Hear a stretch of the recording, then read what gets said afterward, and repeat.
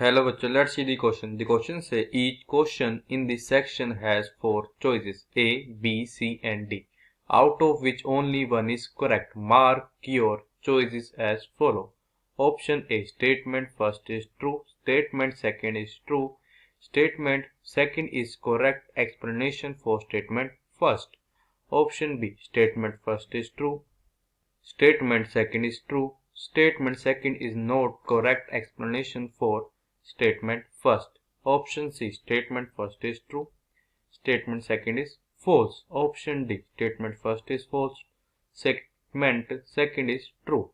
If P of x, Q of x and R of x are the polynomial in x such that P of x cube plus x into Q of x cube is equals to x square plus x plus 1 into R of x. Statement first, 1 is root of P of x is equals to 0. Statement second, 1 is root of Q of x is equals to 0. तो हमारे पास given क्या है कि P of x, Q of x, R of x ये क्या मेरे चार polynomial in x such that कि जो वैल्यू आएगी P of x cube plus x into Q of x cube यहाँ से बोलोगी ये हमारे इक्वल होगी x square plus x plus 1 into R of x के। देन हमारे पास स्टेटमेंट फर्स्ट क्या है कि जो मेरा 1 है वो रूट होगा P of x equal to 0 का। हमारे पास स्टेटमेंट सेकंड क्या है कि जो मेरा 1 है वो क्या होगा रूट होगा Q of x equal to 0 का। देन हमारे पास ऑप्शन है फॉर्म, दोनों में से मेरा कौन सा ऑप्शन करेक्ट होगा।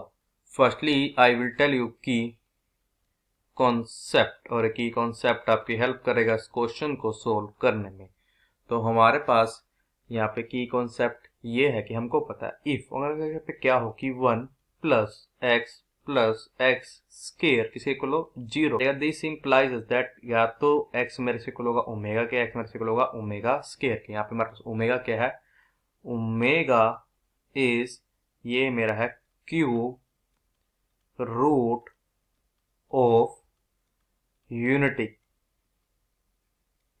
और हमको पता है अगर ओमेगा मेरा क्यूब रूट ऑफ यूनिट पता है कि जो मेरा ओमेगा क्यूब है किसके इक्वल होगा, ये मेरा इक्वल होता है 1 के।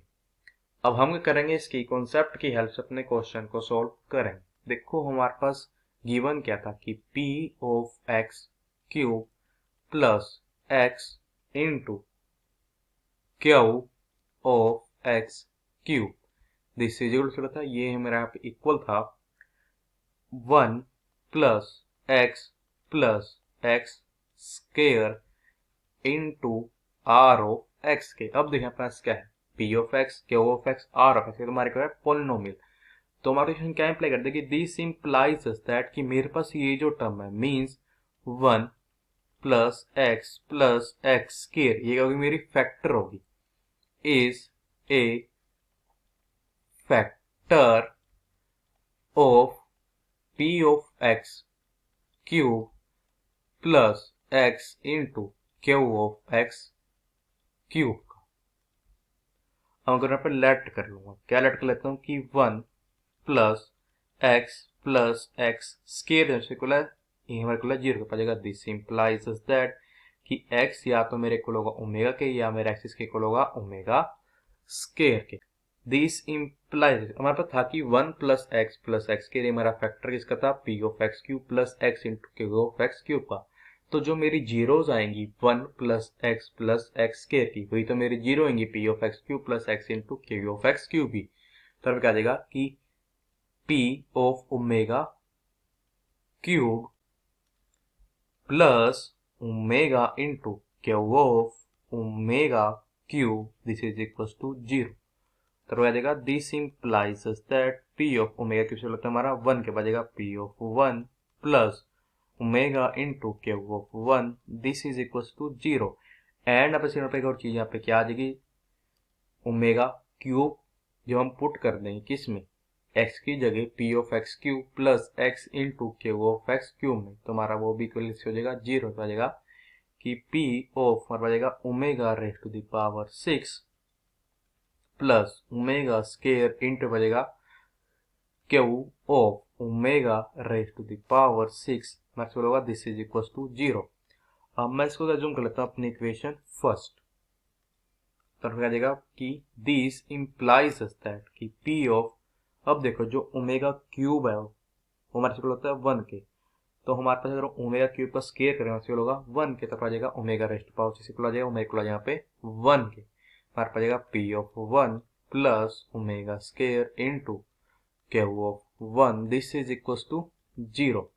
इसको जूम कर लेता हूँ इक्वेशन सेकेंड। अब मैं करूँगा सब्ट्रैक्ट करूँगा, सब्ट्रैक्ट इक्वेशन, कौन सी इक्वेशन, इक्वेशन फर्स्ट, तो इक्वेशन फर्स्ट फ्रॉम सेकेंड, मतलब क्या आ जाएगा, दिस इम्प्लाइज दैट कि omega square minus omega into Q of 1 जो है मेरे से इक्वल है 0 के।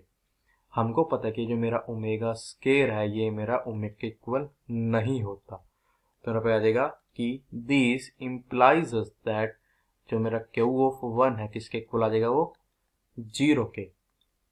अब मैं कर दूंगा पुट कर दूंगा क्या, Q of 1 is equal to 0 in equation, कौन सी इक्वेशन में, हमारी इक्वेशन सेकंड में। तो हमारे पास आ जाएगा दिस इम्प्लाइज दैट कि पी ऑफ 1 जो है मेरे से इक्वल होगा 0 के। इसका मतलब है क्या कि मेरे पास स्टेटमेंट फर्स्ट भी करेक्ट है, स्टेटमेंट सेकंड भी करेक्ट है, बट हमारे पास जो स्टेटमेंट सेकंड है वो कभी भी इम्प्लाई नहीं कर रही कि जो मेरी स्टेटमेंट फर्स्ट है वो ट्रू है, बिकॉज यहाँ पे जो कॉन्सेप्ट यूज हुआ है जिसके हमने प्रूफ किया कि वो 1 मेरे इक्वल है और पी ऑफ 1 मेरे इक्वल टू 0 है, वो हमारा एक डिफरेंट कॉन्सेप्ट है।